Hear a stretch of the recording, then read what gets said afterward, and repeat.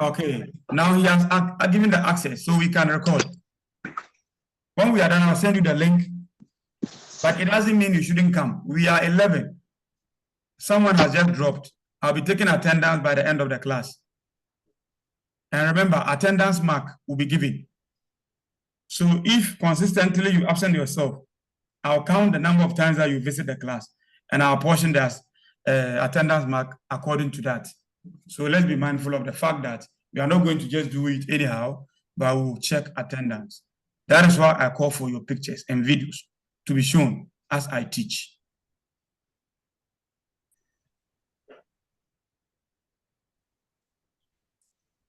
So in sociology, comparative to the educational psychologist and anthropology or economist, the educational psychologist studies human beings and how we interact with others. That is the sociability.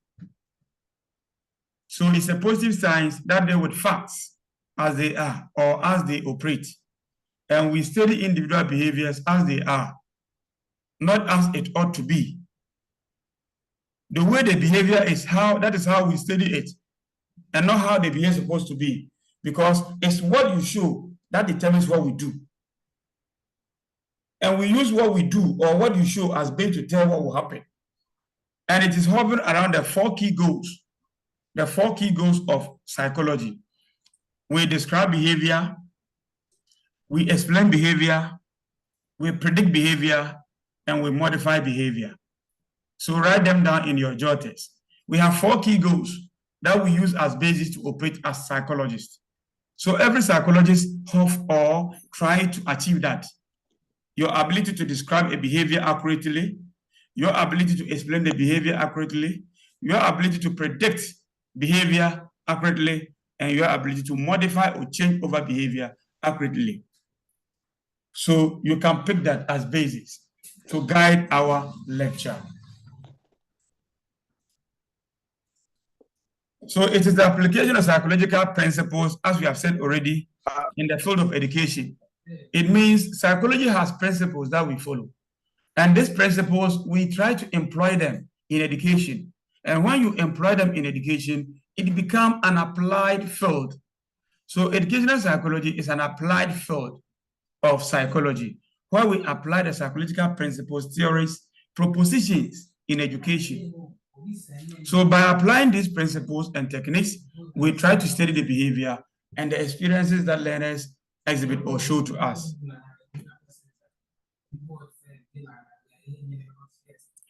We continue to grow in science. So as research findings accumulate, educational psychology, we are able to get better insight into the nature of who you are, who your learners are, and how they behave. Because of what we have already accumulated in terms of knowledge and what we have studied concerning human behavior, we are able to appreciate this, how the person should behave, and how we are able to change the behavior to a way that we want it. And the honors of the course is to change behavior to the positive. As a promising area of study in terms of educational psychology, we are ever-growing and we add on a lot of things. But then, we apply our knowledge in several areas: schools, consultancy, research, anything that will maximize how you learn. We try to find ourselves there. That is why I'm here teaching you. So we concentrate on the learner, the teacher, and what the teacher teaches, and how the teacher teaches it. So that is one of the scopes that we try to encapsulate in our system. Any question? Any question?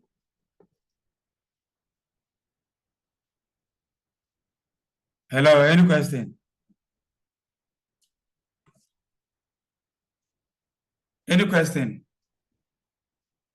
Please, if you have a question, you raise your hand, ask it. If you have a question, raise your hand, ask it for me to answer before we continue.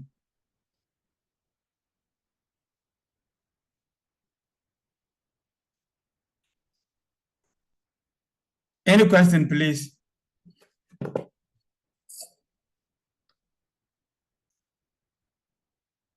Roger, any question? Omar Farouk, any question? Maris, any question? Josephine, any question? Dorcas, any question? Dorothy, any question? No, doctor, we can continue. Not yet, please. All right. Not yet, please. Doctor, we can continue. So let's talk about the key people that we engage. The learner. The learner is the focus of every learning situation or any teaching and learning situation. So we capitalize on that, or we try to use that one as a prime or priority. The learner is the one that you teach, and he's the one that we apply the psychological principles on. So every classroom situation is knitted around the learner. When we say it's knitted around the learner, it means the learner is the focus of your teaching. So no teacher amongst you should go and teach for yourself. When you are going to teach, think before you go out there. Get to know, who am I going to teach? How do I teach the person? What do I teach the person, and how do I teach that thing? The moment you ask yourself these historical questions, you are working in the realm of the learner. It means everything is being made around the learner and no other person else. Some of us, because we don't have the education background, might be teaching, but we teach for ourselves and not for the learner. Without the learner, you are not there as a teacher. The teacher is nothing. You are nobody. If you teach and the learner do not get the import of what you have taught, you have not done anything. That is why when the learners fail, they blame you, the teacher. So why don't we align our learning around them or develop it around them and teach them so that you get the best? So the learner is the one we say a student, the one we teach, the one we come together, gather information and impart onto them.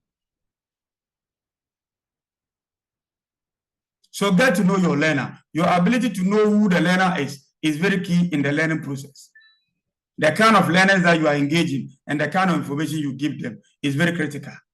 Your inability to understand your learners may end up you teaching and the learner is not getting anything. Yes, I know. Some of you say we teach large classes and we can't know everybody. If you make an effort, you get to know them. You are not knowing them as an individual. It's only at the extreme cases that you look for an individual that is having a challenge, which is peculiar.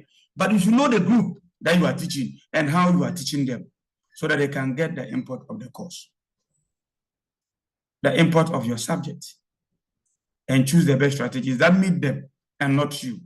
Some of us take solace in selecting a particular teaching method, which we think is good for us, but it might not be good for the learner. So look out for the good method that will suit the learner you are engaging and not you, the teacher. How you comfort yourself with that teaching style or teaching method or teaching strategy. Are you with me? Are you with me? Yes, doctor. Yes, doctor, we are here. With you. And we have the learning experience. So we, those in educational psychology, we try to help in deciding what learning experiences or activities that are desirable for us and the learner. And activities and experiences that are desirable for the learner should be based on the stage of the learner. When we say the stage of the learner, the level at which they operate. So an experience, an activity, a skill that is desirable for each learner is diverse. How you are going to teach the Form 1 student may be different from how you are going to teach the Form 2 student and Form 3 student. Remember, most of us as service persons are always given the Form 1 classes, which is erroneous. Usually, I term that one as erroneous. Why? Because you are less experienced. The experienced one should be teaching them so that they can give them the foundational knowledge. Then when they get to the Form 2, by then they might have gotten the knowledge. So you, the service person, when teaching them, you will not suffer. But they will rather push you to the Form 1s so that you teach them. And if you are not good in choosing the best strategy, the learner may not get it. And if the learner is polluted at that stage, it will go against them. So trying to change the pollution in their minds becomes problematic.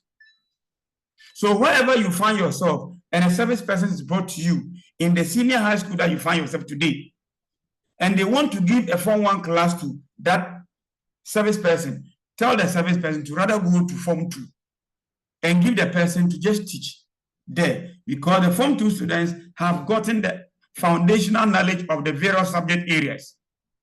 And changing them will not be difficult, or handling them will not be difficult. But the Form 1s are now trying to pick up. They are now trying to integrate, that is assimilation, the new information that they are meeting or encountering into what they have, or trying to change their thought from junior high school thinking to senior high. That is accommodation or modification. So that can only be done by an experienced teacher at their level, and not just someone who has just started teaching. But we see the opposite, and I wouldn't want you to repeat it when you have the chance to become a mentor to any of them. And look at where they are, their age level, their thinking level, and engage them. Don't give them anything beyond their stage of development and their stage of learning. Don't give anything less than their stage of development and their stage of learning. Why am I saying this? If you are giving them issues or tasks below their standard, they will become bored. And when they are bored, they will drop out by sleeping. When you give them tasks that are difficult than their level, they become frustrated and they will not concentrate. Chaos will happen in their system. And when chaos sets in, there's nothing that will change them. They will speak, even that thing, we didn't understand it. They didn't understand because you, the teacher, didn't do the right thing. Any question? Any question? Then I move to the learning process. Any question?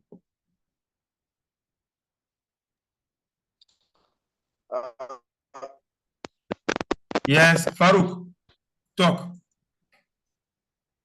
Farouk, talk. Your hand is up. I know. Doctor. Yes, I'm listening. Yes, doctor, is it that in every ideal situation, you should have the student to understand whatever the teacher teaches? Is it what advisable to do what? No, I mean, in an ideal situation where the teacher have done all what is necessary to do, and the child doesn't understand, does it really become the fault of the teacher, or maybe it have other reasons to that? Let's say a reciprocal situation or problem. A reciprocal problem. One, the learning situation can be one, or the learning environment. One. Second, the teacher situation can be one. Third, the student situation. But teachers are quick to say the students are born or not born. The students are no good. But it could be that you, the teacher, didn't choose the best method in imparting that knowledge. Or the environment the learning is taking place wasn't appropriate at that time for you to use. Yet you use it. So you need to do diagnosis of why things are happening that way. And it shouldn't be continuous. When it becomes continuous, then we have a call for concern. If every day you teach and they are not understanding, they will never blame the learner. They will blame you, the teacher. So always you teach and the students are not learning, or they are not getting the input of the course, then you have to check yourself as a teacher. You should teach to touch the spirit of the learner, so that they will see you as a small God. Meanwhile, you are just human, mortal. You should teach to touch the soul of the learner. You should teach change their thought to the way you want them to. But you don't teach them to rebel in the way you want. Who is that? Once you teach them to rebel, it goes against you. So no teacher should go in that tangent. So you wouldn't blame the student, you must be blamed first, because you are the one sending the search image to the learner. You are the one teaching them.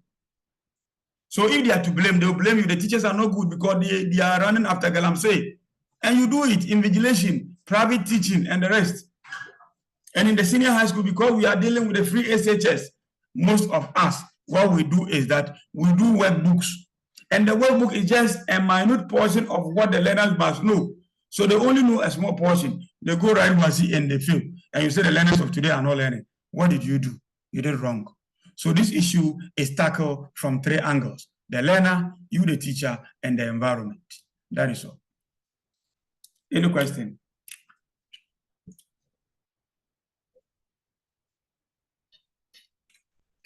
Have you understood it, Farouk? Yes, doctor. We are building the dosage. You are building the basic. Yeah, we are building the dosage. I'm building something. So. All right. All right. Then we have the learning process.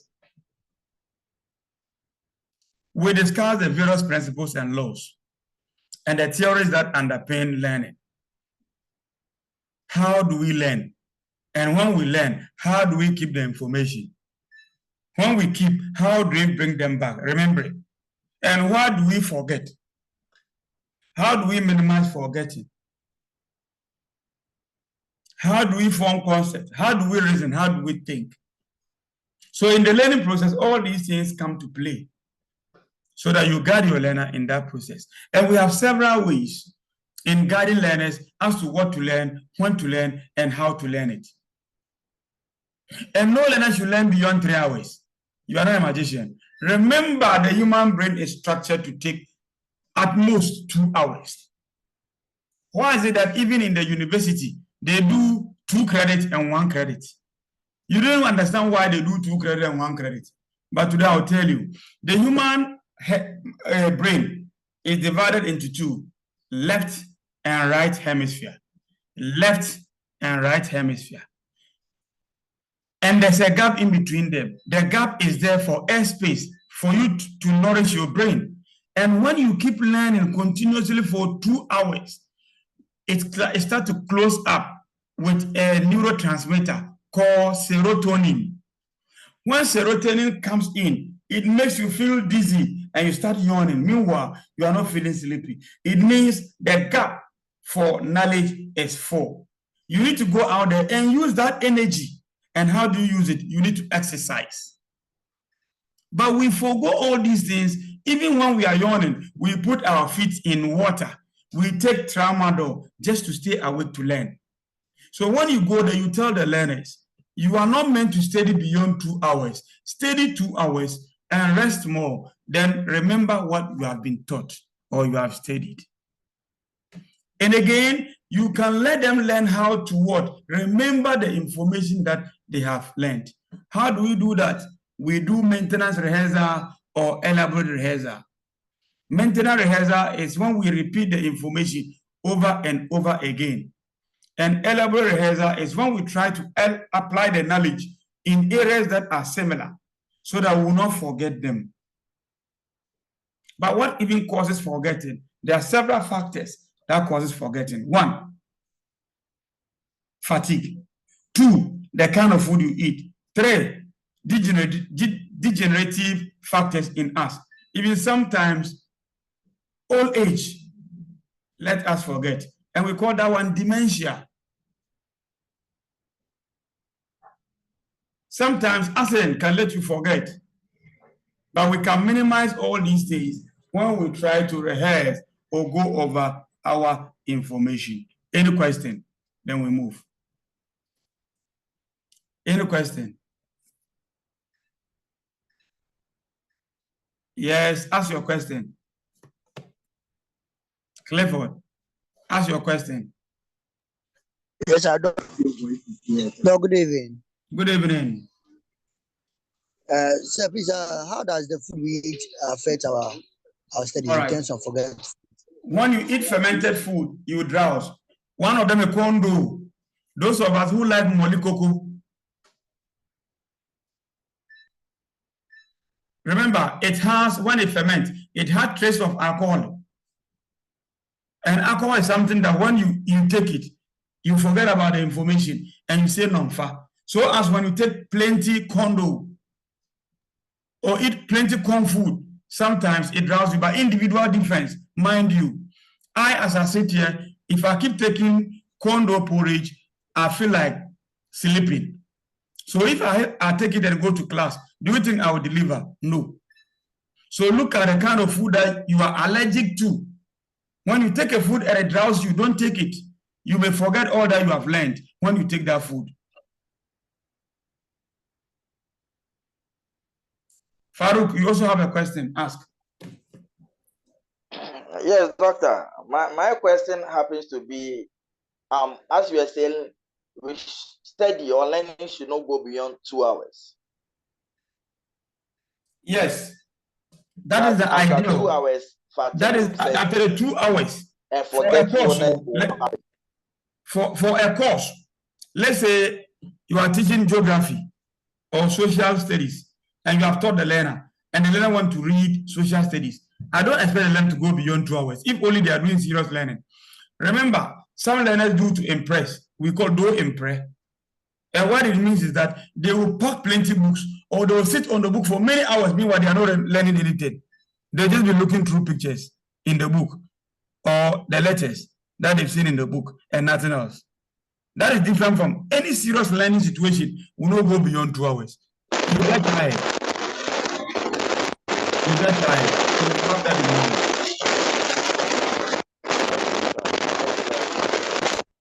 Hello.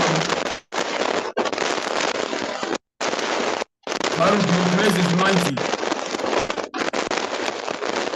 Farouk, your place is noisy. Your place is noisy, Farouk. Can we continue? Yes, sir. Yes, Doc. All right. And we have the learning situation or environment. Where the learning takes place is the learning situation or the environment.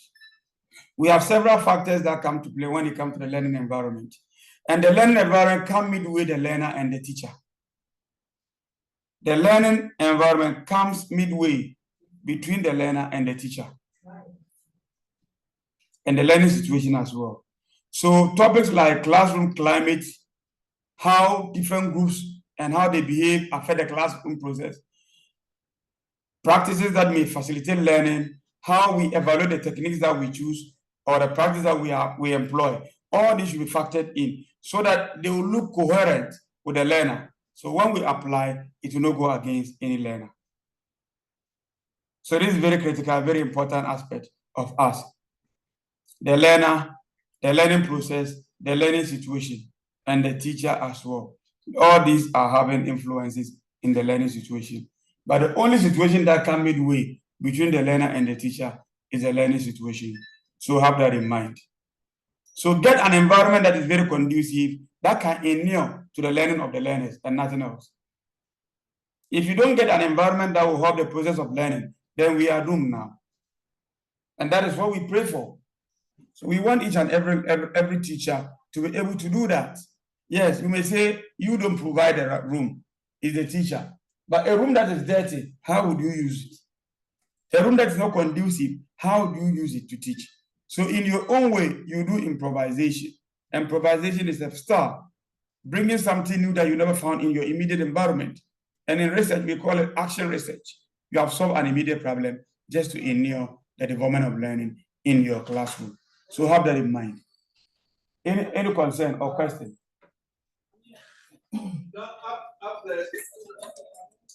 Any concern or question, please, then we continue. Then you pass my name. Okay. My friend. So the teacher. I don't want to tell you.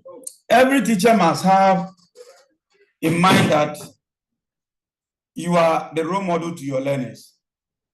And there shouldn't be conflict between you and your learners. And you should be able to solve conflicts among learners. You must have the motivation, and you should be able to motivate your learners. You must get devoid of anxiety, that is unnecessary fears.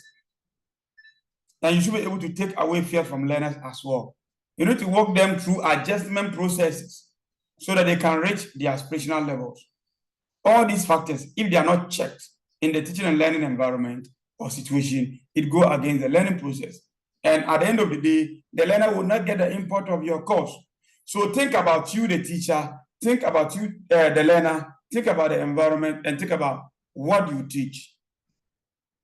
Teachers have several influences in the learning situation. The way we talk, the way we dress, the way we behave. Some of you would want to go the autofesta. Some learners are happy when they see you in that. But that might not be a good way of dressing as a professional teacher. Another way, some of you think that being able to frighten students is the best way to control them. but that might not be the right way. It's a way to deter them from class. So you should be someone that should be welcomed by your learners, regardless of how disciplined you are. Me, I'm very disciplined. Myself, Dr. Mahama, very disciplined. You would love to be in my class, and I go by my principles. I have my class rules, I have my social rules. And no student comes to my class and does not enjoy it. You enjoy because I'll try to touch your soul. I'll try to make you to become a teacher and nothing else. That is a mark of a good teacher. So the teacher, you must have this and be able to solve much problems of the learners so that they can get what we are taking them through. If you don't control and check them, it goes against the learning process and the learner will not get the input of the course or subject. And as a teacher, you should be able to what? To evaluate your teaching processes, judge the worth of it. Were you successful or unsuccessful?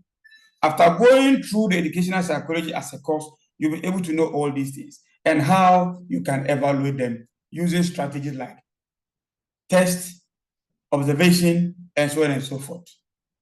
So all these are available to use. They are available to use. So note that. Any question? Any question? Any question, please? Hello? No question, sir. All right. Doctor, no question, please. All right.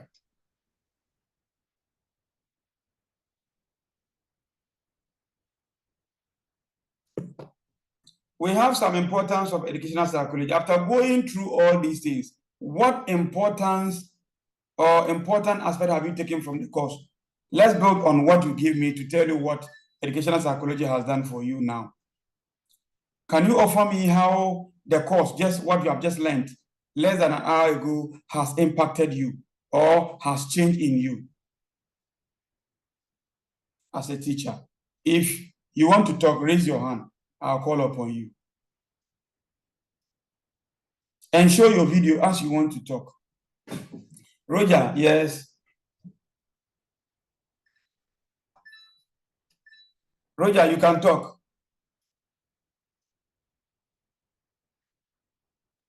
Hello. Yeah, Roger, we are listening.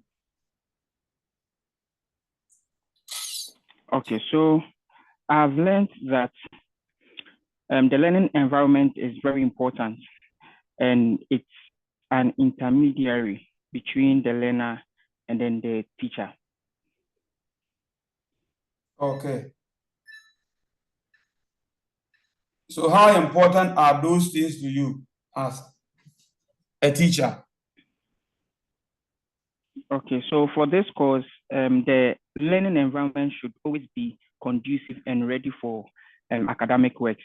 Like the place should be serene, it should be neat, it should be clean. So this is how you have to put it. By studying educational psychology, teachers are going to be equipped with knowledge, or they are equipped with knowledge that they will use to conduct a class or have a lesson in a conducive environment. And how do you do that?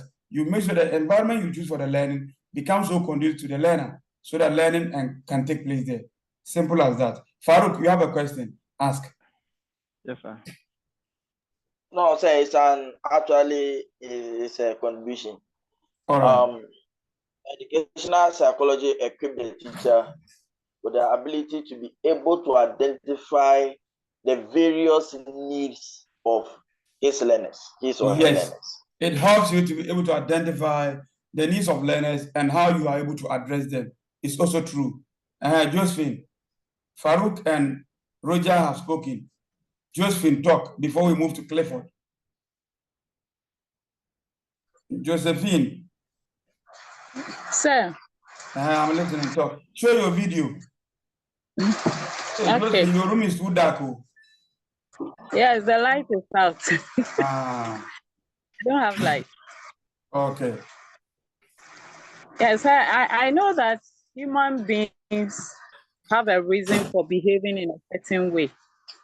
So as a teacher, I need to be able to understand my learners when they behave in a certain way.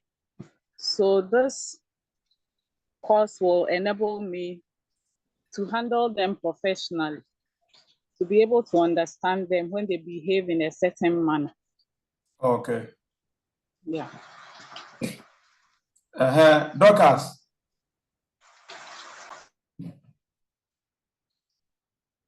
Dorcas, how important is educational psychology to you? Say I think this course will help me to know how to relate with my learners more, because it will help me to know the kind of task to give it to them so that I don't go beyond or below their normal or their intelligence. Okay. All right.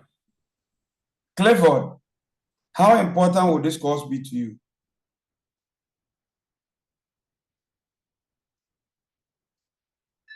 Clifford. Clifford. Sir, hello, sir.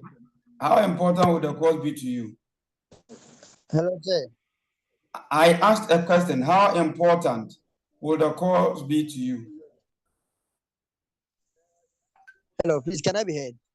Yes, you can talk. Sir, sorry, it's raining here. That's why I'm shouting. I'm very sorry.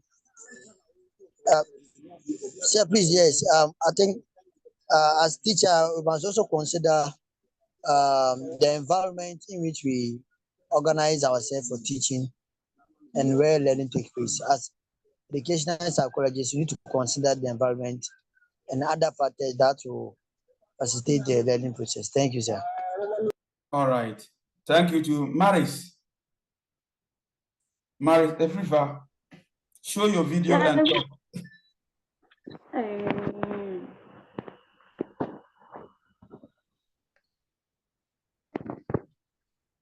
Sir, Yes. please also help the teacher choose the best. We are not seeing you. Show your video and talk.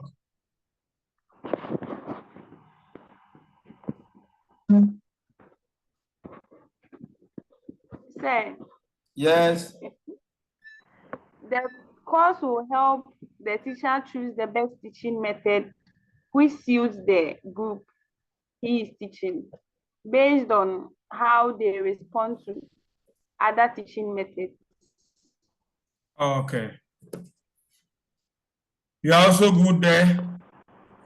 Dorothy, how important will the course be to you?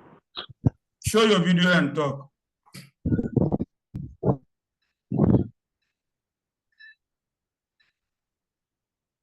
Okay.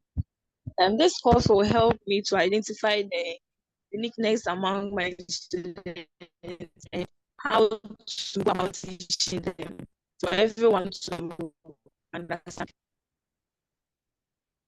Okay, you are also right. Delalina, show your video and talk. Delalina. Say. You're listening. How important would the course be to you?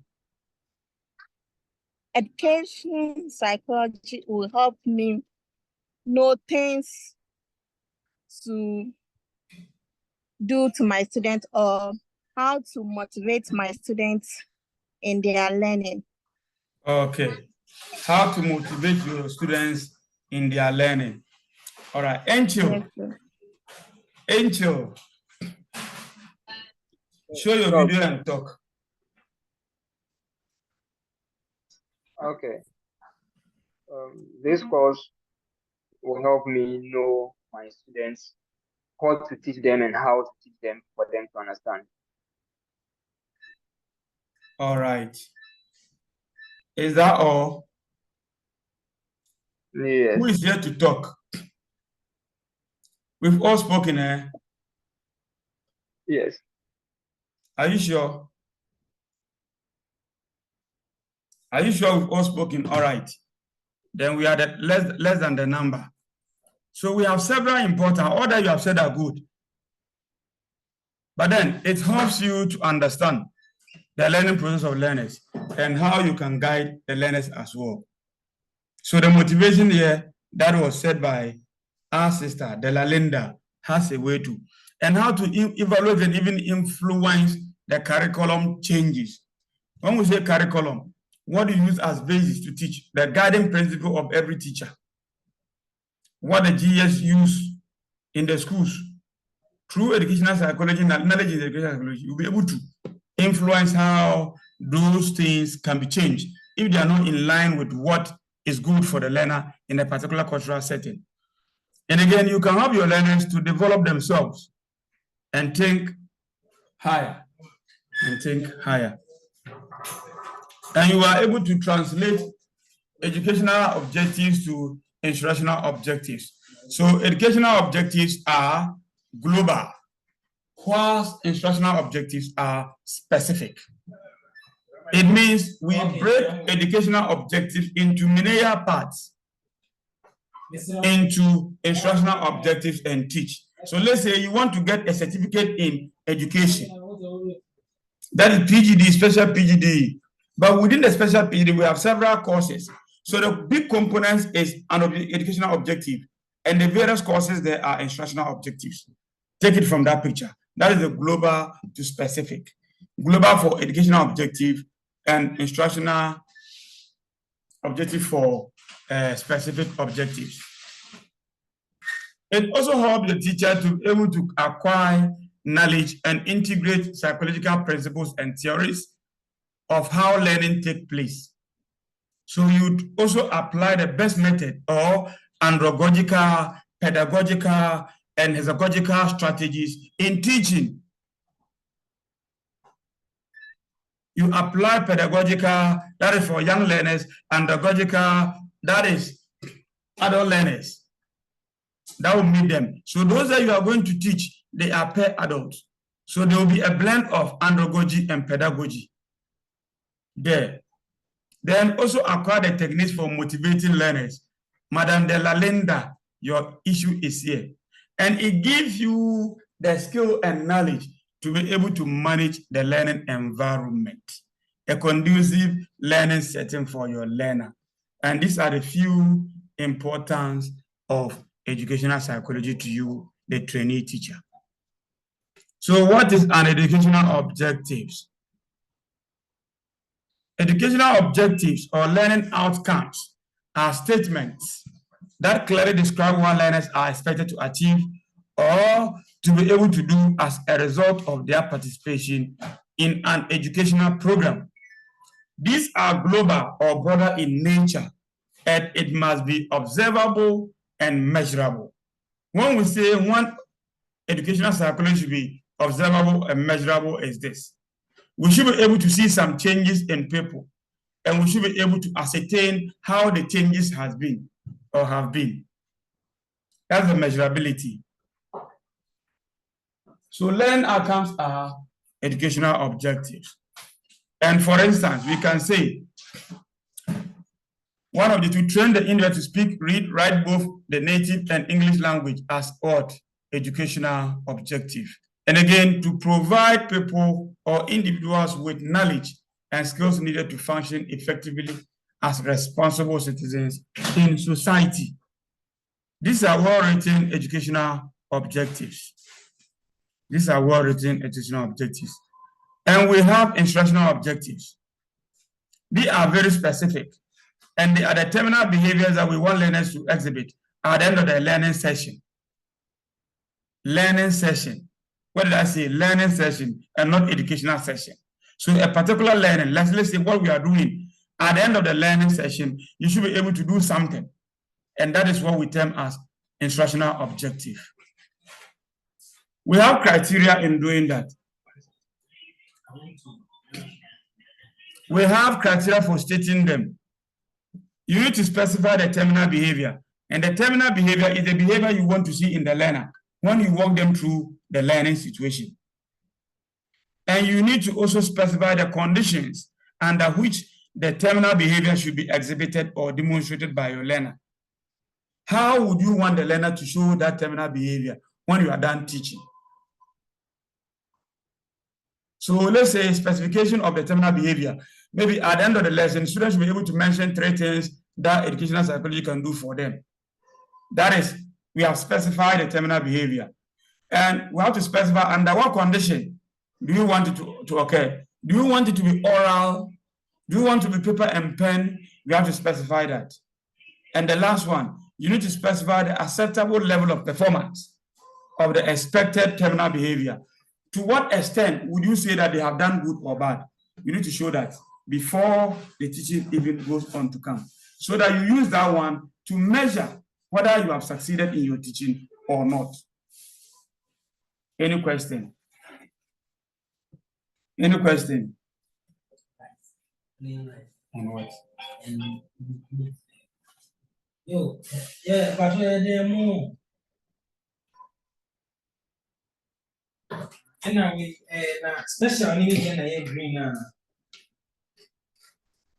na green. Any question?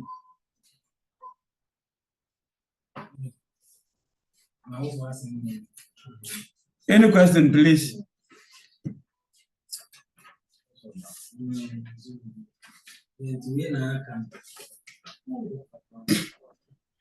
Any question, please? You don't have questions, eh? Then let's continue. No, sir. We have domains of instructional objective, and the domains are 3: cognitive, affective, and psychomotor. So when we are planning an instructional session, you need to factor in these 3 domains. If you want to teach something to your learners, you need to make sure that all these 3 domains are captured. All these 3 domains are captured. So the cognitive domain should be factored in, the affective domain should be factored in, and the psycho domain should be factored in. So what goes into each of them? With the cognitive domain, it's about the mind, building the mind of the learner. How they should be able to think, pick concepts, be able to reason and act on some things that they require to do.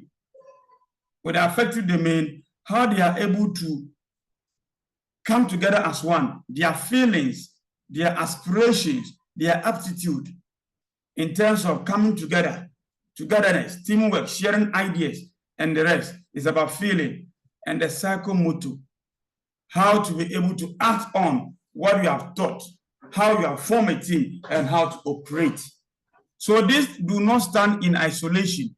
They work in tandem. They work hand in hand. So when you are doing this lesson plan, or you are having a task to deliver in terms of teaching, you need to factor in all these things so that the learners will not be what? Affected or cheated. Any question? Clarification? Concerns? So the 3 domains of instructional objectives are cognitive domain, affective domain, and psychomotor domain. Cognitive is about the mindset, how to develop their minds, their intellect. Affective is about their feelings, aspirations, and psychomotor is their actions in concept of the learning situation. Any question? Any question?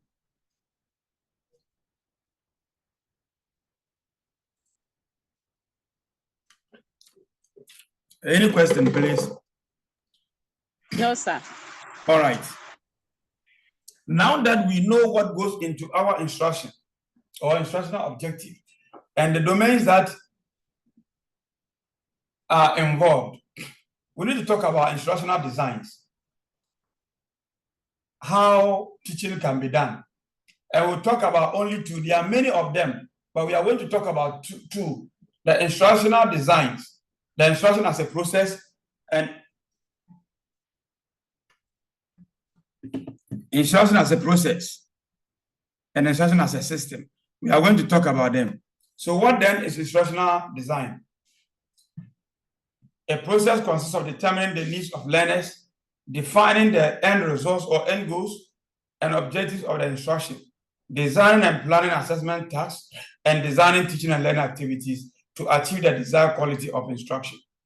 So instruction can be conceptualized in two ways. First, as a system, and second, as a process. With instruction as a system, we have three key things that we must consider: the search image, the instructor, and the learner. So when we say instruction is a system, it means it contains three key things: the search image, the instructor, and the learner. The search image is the learnable bit of information that are well organized and to be transmitted or imparted onto the learner during an instructional session. So the search image here is the material that you want to teach. The information that you want to offer your learners is what we term as search image. And this search image, they are not too big. We have taken bits from several components and organized them well so that we'll teach our learners to get it.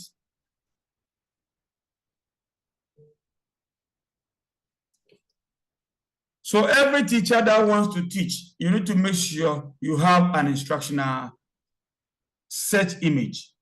Instructional search image. And we have the learner. The learner is the one that the search image is aimed at. The learner is the one the search image is aimed at. So the search image or the learnable bit of information is being applied on the learner by who? The teacher, who is the instructor. Instructor is the one who delivers the information. So they carefully select, carefully organize, and present the search image to the learner. A question can be placed in this way: a well-organized information that is intended for the learner is known as what? Search image. The one who tried to present an information to the learner after organizing them in the situation that the learner will get the input is known as what? Instructor. The one who is aimed at being given an information so that they will have a mastery of the information is known as who? The learner. So whenever you hear instruction as a system, always have in mind your search image, your instructor, your learner. And the search image is the information the teacher wants to present, and the instructor is the one presenting the information, and the learner is the one receiving the information. So there's an arrow. This is a diagram of it. So the search image here contains the three domains: cognitive, affective, and psychomotor. Can you all see it? Can you all see it? Yes. So there's a feedback. It means when you teach, sir. when you teach, you need to get feedback from your learners. As soon as you are done teaching, give your learners feedback. So how do you do the feedback? Or how do you get the feedback? You need to solicit that through several ways. By just mere asking them questions or testing them and so on and so forth. Any question? Clarification, concern, then we move to instruction as a process. Any question? Please ask your question, if you do have any.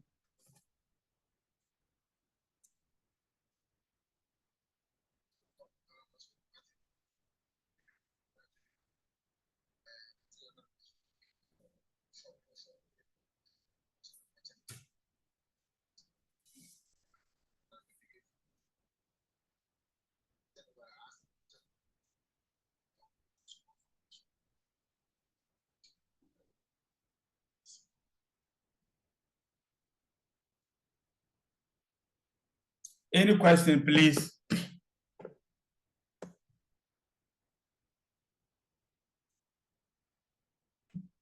Can we continue?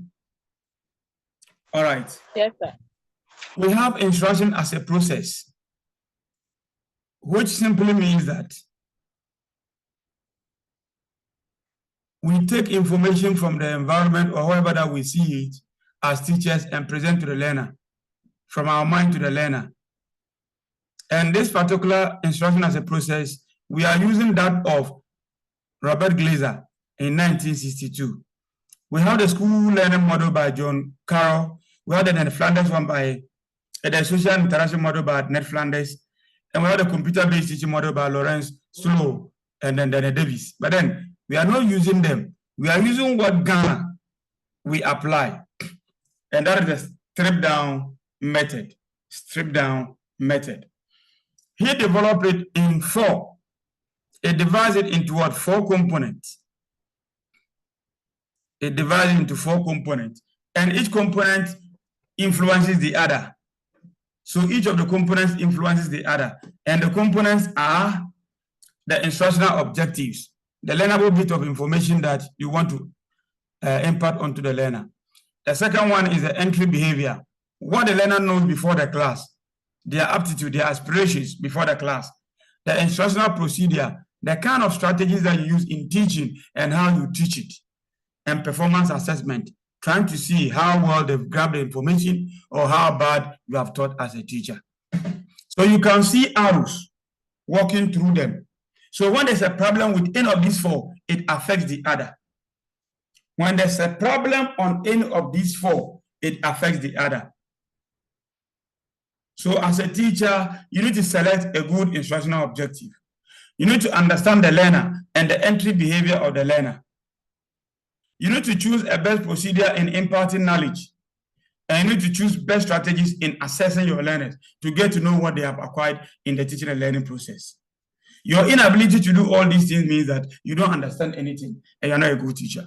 So as you are going to teach in the senior high school, we expect you to choose a best instructional objective that is achievable, observable, and measurable. And you must know the learner before they enter the class, what they're supposed to know in the learning. Remember, they are not operating in isolation. They have experienced a lot of things from home. Think about it and teach from there. So you teach from the unknown and the known to the unknown. What do they know? Let them tell you. When they tell you, you use that one as a springboard to teach. And choose the best method that suits them in the teaching process. And choose the best strategy in examining them to see whether they have acquired the knowledge that you have given or not. Your inability to do that is questionable. Are you with me? Your inability in doing that is what? Questionable on your image as a teacher. So we expect that you do it and do it better. Any question? Any question? Can we continue? Yes, sir, we can continue. Sir, we can continue. So the explanations of the objectives, when you are doing it or selecting instructional objective, it must follow the SMART procedure. And the SMART is, it should be specific, meaning you should have what exactly you want them to get. And it should be something that you can ascertain, that is measurability. It should be something that you'll be able to do, or the learner should be able to do, achievability. And it should be important in terms of their usage application in their lives. And it should go according to time. Don't pick an objective that is not specific. Don't pick an objective that cannot be measured. Don't pick an objective that cannot be achieved. And don't pick an objective that do not have any value in the life of the learning situation or the learner, and go according to time that you have allotted for the learning situation. A moment, do brainstorm and ask me questions. I'm giving you 5 minutes. Thank you.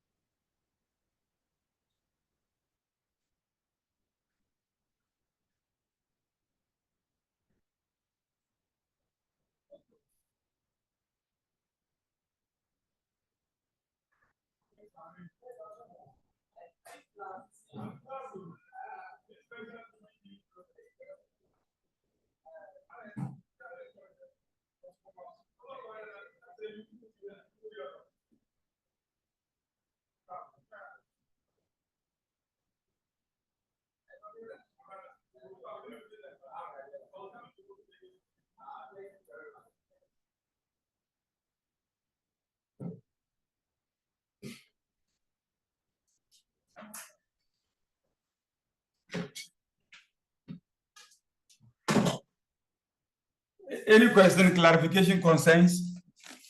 If you have any, tell us. We take it out from there.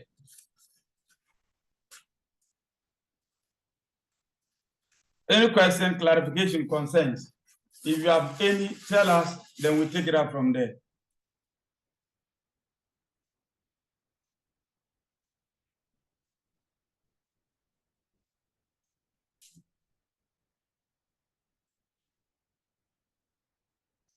Hello, group. Do you have any questions? No, sir.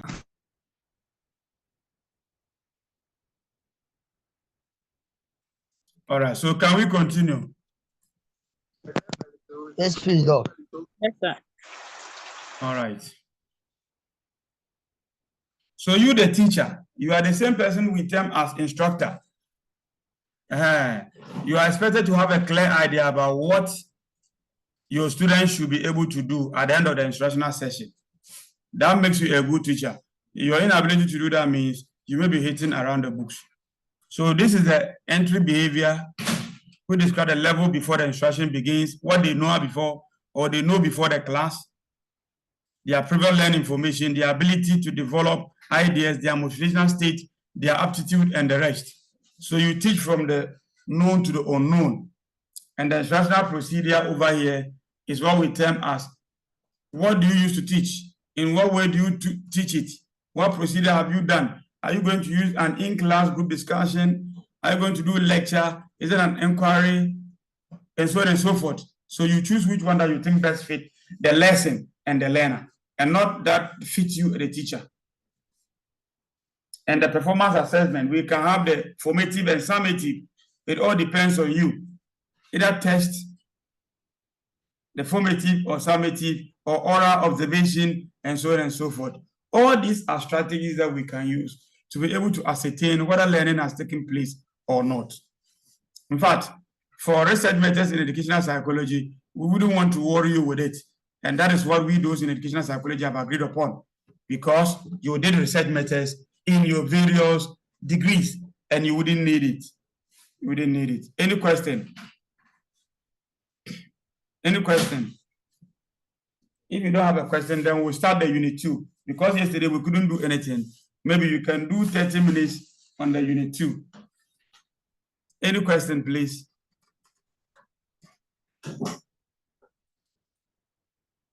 Hello? Hello? Sir, continue, sir. All right. So I'll pause this one and give the recording out and open the new unit. That is the unit 2. And you will see me ending the class. If I end, log in again. Did you hear me? Yes, sir. If I end the class, log in again, because I want to transform this into a video for you. Thank you very much.